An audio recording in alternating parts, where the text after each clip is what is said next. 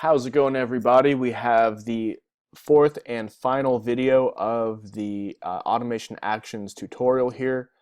My name's Todd, and we're going to go over the final category, which is the CRM. When they say CRM, what they're basically saying, because the contacts are also important to a CRM, it's not like this is just the only piece. That's strictly for deal management, transaction coordination, the different pipelines that you have.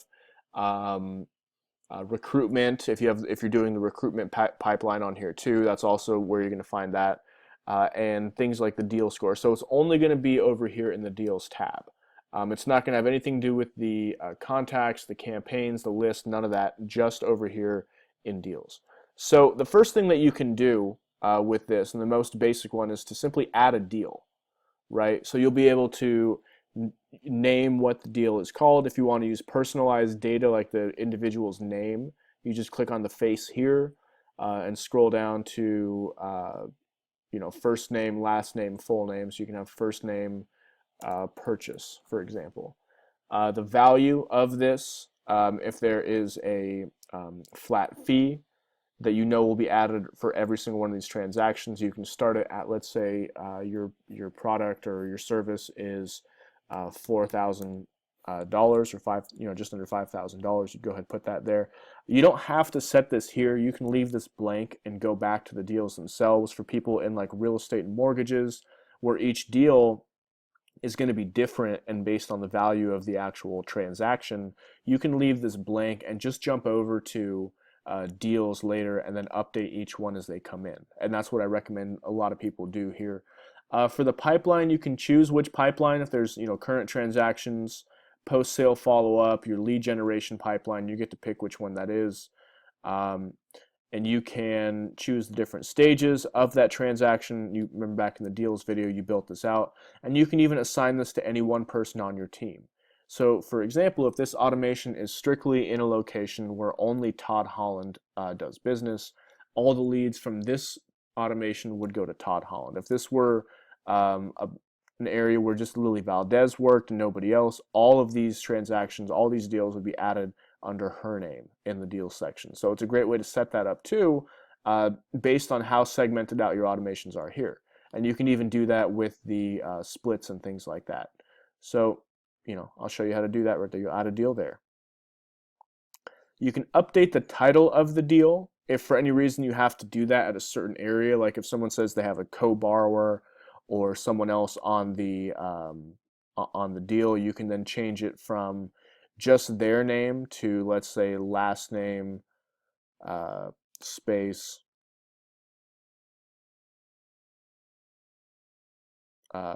co-borrower last name. And then you can have it be for the most recent, all deals, all open deals, all won deals, and you can have that be for anyone by contact too. So any deals under this person's name, if you have multiple of them and you have to change all of them, you can do that in bulk here, and you assign which pipeline they go to as well. The next one is updating the deal status, which basically is to say whether the deal is won or whether it's lost. So if the deal is open, then all that means is that it hasn't closed yet. It's still in process.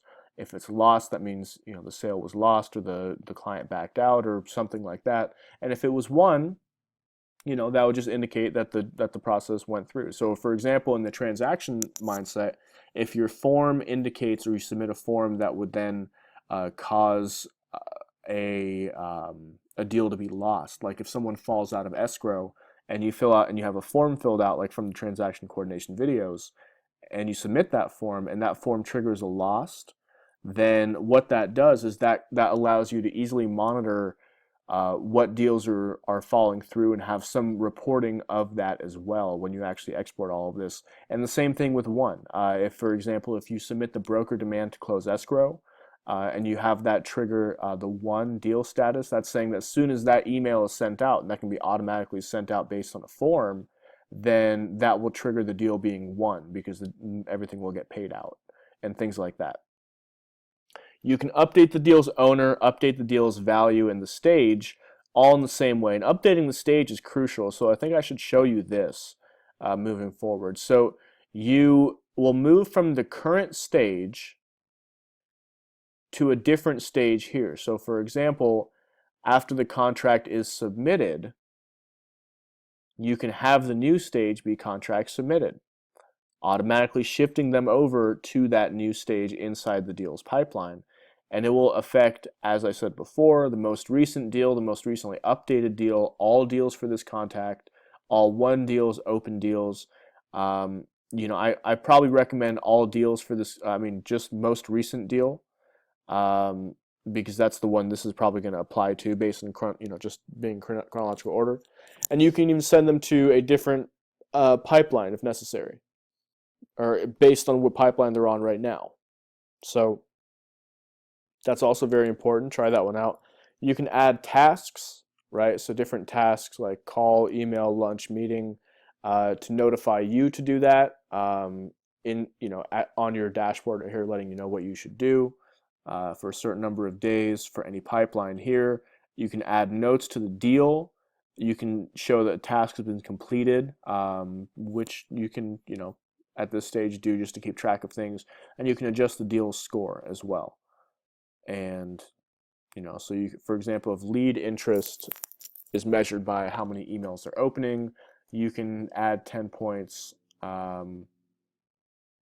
every time that happens. So, okay, I hope this is helpful. I know it's a lot of information to absorb, but it's important to know what all of these do, and be able to, shape your follow-up based on all these tools, because they're all really powerful and you can really segment things out. So, all right, thank you all so much for watching. This is the end of the Automation Actions video series. Phew, you made it. You've watched about an hour of this stuff, so hopefully you have like a very, very good understanding of what all these features have. And even if you didn't pick it up on the first watch, you have all of the text that I went through, all the different categories, in a workbook-like method below each video. So just go back to those and reference those, or copy those out and put them on Evernote if you want to, and if that's easier. So, all right, guys, thanks again. Take care.